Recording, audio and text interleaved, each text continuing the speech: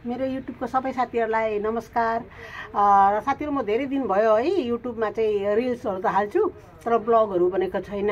पहिला त जहिले पनि हालिरहेको हुन्थेँ नि, अहिले त्यस्तै असुविधाले मैले भिडियो हालेको छैन र आज चाहिँ साथीहरूलाई फेरि एक झलक देखामै म चाहिँ जिउँदैछु भनेर र यो भिडियो बनाउँदैछु। साथीहरू यो यतिखेर चाहिँ मैले यो गाईको दाना के यो कोलको हुन्छ नि, कोलको त्यो बिचको यो यसलाई मसिनो काटेर भुससँग पकाइदियो भने एकदम मजाले खाँदो रहेछ कि, त्यसले गर्दा यो बनाउँदैछु। हेर्नु होला। जति पनि मेरो भ्युवर्सहरू छ तपाईँहरूको खबर कस्तो छ भन्नु होला, कमेन्ट गर्नु होला है।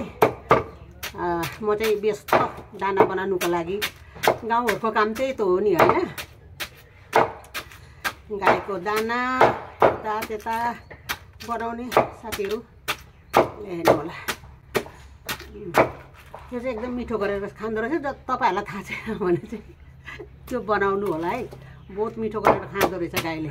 यसमा अलिकति भुस हालिदिएर मजाले पकाउनु पर्छ। तपाईँहरूलाई मैले यहाँ पकाउँदै गरेको पनि अहिले देखाउने छु।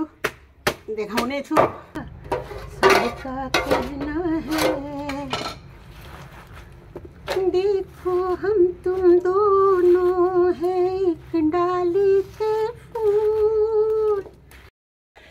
काटिसके। अब चाहिँ यहाँ दानाको पानी गरम भएको छ है, देख्नुभयो। यता चाहिँ लकडी दाउरा राखिएको छ है, सबै जलि नै सक्यो। यतिखेर चाहिँ म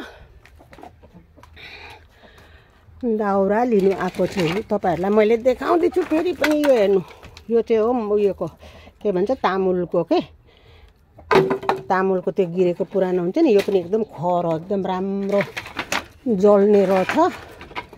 अब यो बाँसहरू त हुरहुर जल्छ, तपाईँहरूलाई थाहा नै हो। हेर्नु दाउरो हाम्रो घरको पिछिपट्टि देखाउँदैछु तपाईँहरूलाई। बोडी मजा, बोडी होइन यो त सिमी हो, सिमीको फुल फुलिरहेको छ है। चौकातिर लागे साथीहरू है। लु यो हेर्नुहोस् त के हो, तपाईँहरूले देखेकै होला है। यो हो तोरी पिसेको खली, के भन्छ यसलाई, पिना पनि भन्छ होला होइन नेपालीमा।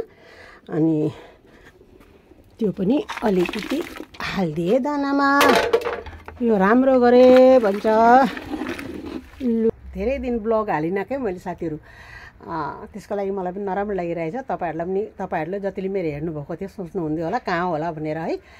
म चाहिँ ठिकठाकै छु, घरमै छु र अब चाहिँ जहिले पनि छोटो छोटो भए पनि ब्लग हाल्ने गर्छु। तपाईँहरूले हेरिदिनु होला।